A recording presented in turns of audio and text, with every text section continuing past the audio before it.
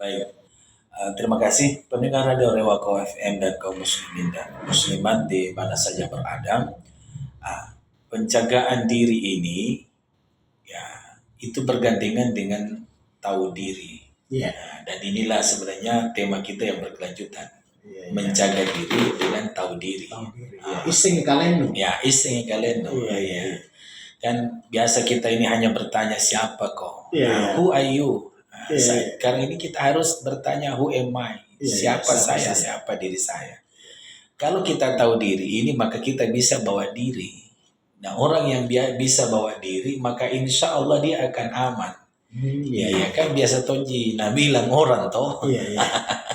Bilang orang yang bisa bawa diri maka insya Allah akan disenangi dan dijaga oleh orang-orang di sekitarnya. Nah, begitu. Jadi, dalam konsep Al-Quran, tahu diri itu, yang pertama adalah kita kembali berpatokan, Allah mengingatkan kita dari mana kita ini tercipta. Dan kita ini dicipta artinya sebagai makhluk.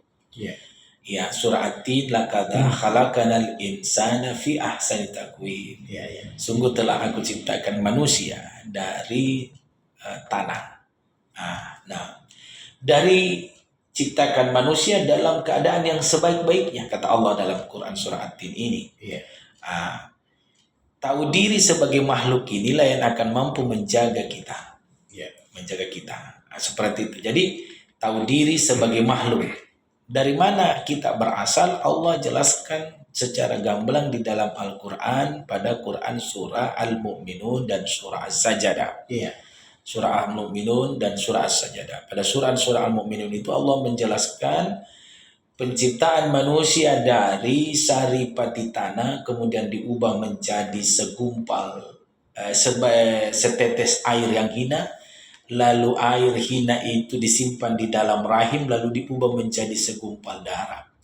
Dan seterusnya. Kemudian pada Quran surah As-Sajdah setetes setelah kita dibentuk menjadi manusia yang sempurna yang berbentuk manusia makhluk yang lain, maka ditiupkanlah roh ke dalam jasadnya kita. Wa nafaha fihi min ruhi. Dari dua literatur ini kita bisa mengambil kesimpulan kalau manusia itu berasal dari 3 unsur. Unsur pertama adalah unsur tanah, yang kedua adalah unsur air, dan yang ketiga adalah unsur udara. Unsur udara. Nah, ketika kita faham ini dan mengambil pelajaran dari filosofi tanah, air, dan udara itu, maka insya Allah kita akan bisa menjaga diri dan mampu membawa diri. Seperti itu. Misalkan kita tahu diri bahwa kita berasal dari tanah. Ingat, sifat dan karakter tanah itu adalah tawadu, rendah diri. Orang yang rendah diri, insya Allah aman dimanapun dia berada. Mampu menempatkan dirinya. Tidak menyusahkan orang lain. Tidak. Dan orang yang karonjo-ronjo, orang Makassar bilang, bisa-bisa itu salah sikit deh. Orang maaf ini, kuliah kita bicara Makassar salah sikit deh, ini antum pagi. Ini, itu punah karonjo-ronjo tahu. Tapi orang yang tawadu itu orang Makassar bilang naki. Sesuai dengan sifat tanah yang dimiliki. Sifat tanah yang dimiliki sebagai karakter ketawaduan itu sendiri. Itu satu, tanah. Yang kedua adalah air. Air itu adalah sifatnya jujur. Karakternya jujur itu air. Coba kita lihat air. Ketika dia kemasukan kopi, maka dia akan menghitam. Ketika kemasukan sirup, maka dia akan memerah. Sirup. Kalau susu ya memutih. Dia tidak akan pernah bohong. Kalau bercampur antara susu dengan ini, maka dia akan menunjukkan bahwa saya bercampur. Jadinya abu-abu atau keren. Kan seperti kalau dicampur dia juga akan menghasilkan hasil campuran. Menunjukkan hasil campuran. Dan kalau tidak ada apa-apa yang ada di dalamnya, tetap bening. Itulah makna kejujuran dari karakternya itu air. Karakternya air. Nah, ingat, orang yang jujur maka insya Allah di mana-mana pasti selamat. Pasti aman. Dan orang yang pembohong sehebat-hebatnya berbohong, sehebat-hebatnya berdusta, mungkin orang yang pertama kau hadapi bisa kau tipu dengan kelihayanmu berbohong. Tapi ingat, ujung-ujungnya pasti bangkai itu akan tercium juga. Ya, jadi bisa juga dikatakan ini bahwa kejujuran itu adalah bisa menjaga diri. Nah, itulah yang dimaksud di sini. Karena kita tahu diri dan kita ambil filosofi siapa diri kita ini dari mana berasal, ini kita jadikan sebagai perisai diri kita, penjaga diri kita.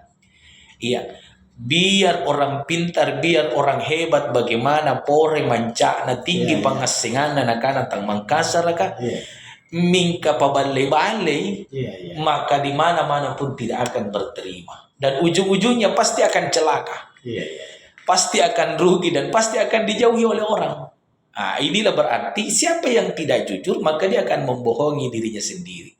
Maka hakikatnya siapa yang tidak menampilkan sosok dan karakter asal kejadiannya, yakni air ini, maka dia sendiri sebenarnya telah mencelakai dirinya sendiri. Begitu. Terus yang ketiga bagaimana Ustaz? Gambarannya? Yang ketiga ini adalah angin. Ya. Udara, roh. Ya, kan kadangkala di masyarakat itu kalau kita mau memudahkan untuk memahamkan bahwasanya apa itu roh, maka ketika sudah tidak ada udara masuk di dalam diri kita, tidak ada lagi oksigen, walaupun itu pasti pemaknaan lain, tapi kita tidak bisa mempertanyakan tentang roh. Tetapi roh itu adalah perwakilan Allah yang ada pada diri manusia. Makanya ayatnya wa nafakha fihi mir ruh. Lalu aku tiupkan roh ke dalam jasadianya. Nah, ini memberikan sebuah isyarat kepada kita untuk kita tahu diri bahwasanya dimanapun kita berada, ada yang tak nampak dan itu sungguh cukup mengetahui kita. Insya Allah orang yang merasa dilihat oleh Allah dan orang yang selalu bersama dengan Allah dimanapun berada, maka yakinlah dia akan menjaga dirinya, dia akan menyelamatkan dirinya. Dan itulah yang disebut dengan penjaga diri. Dan ketika kita tahu bahwa roh ini dititipkan oleh Allah kepada kita, ya, maka yakinlah bahwasanya kita akan menghindarkan diri dari hal-hal yang akan bisa mencelakai kita. Seperti itu. Iya, kita terima telepon dulu, Ustaz. Iya, baik. Terima kasih. Silakan. Iya, Assalamualaikum. Iya, dari siapa nih, Pak? Oh iya, dari Pak Mustahan di Cendrana Baru Maros. Iya. Waalaikumsalam warahmatullahi wabarakatuh. Apa kabar ini, Cendrana? Ya.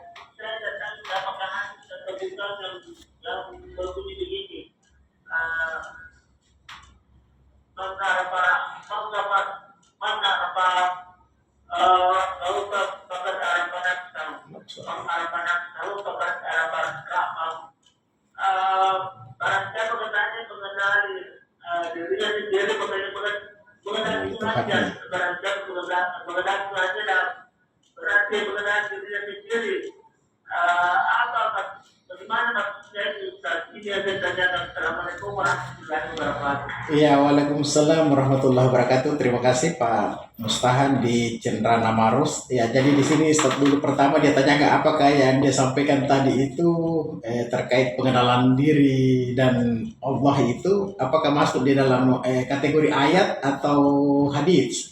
Iya, baik. Iya, tafadhol Ustaz. Man arafa nafsah arafa rabbah. Iya.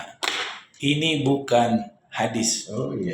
Bukan juga ayat. Iya. Ini pernyataan sufi. Jadi semacam kiasan begitu. Iya, macam-macam kiasan. Iya.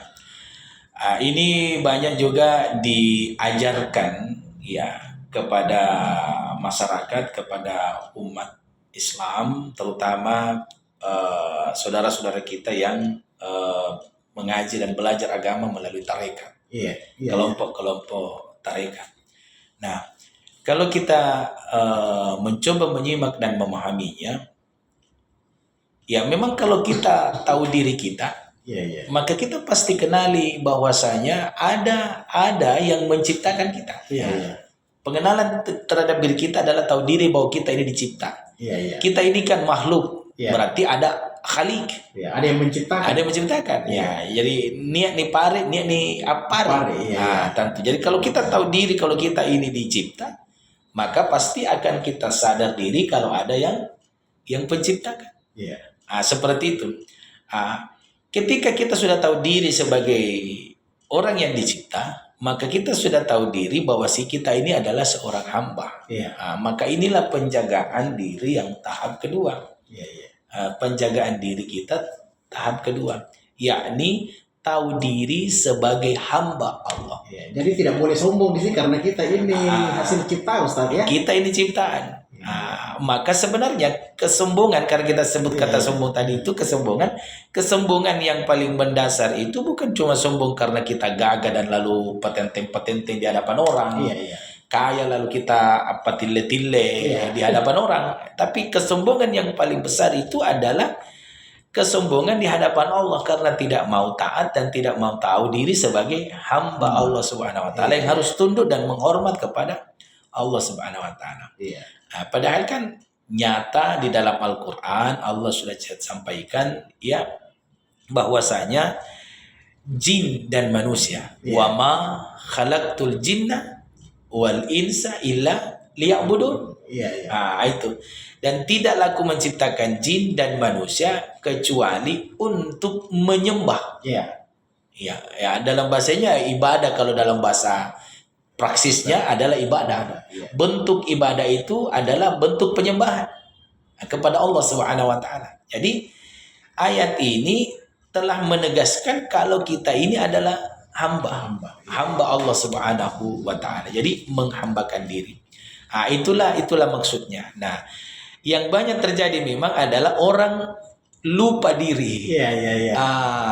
Inilah ya kan biasa diri kita dengar di masyarakat tuh kalau ada yang dibilang itajak na tongko enaka takalupana.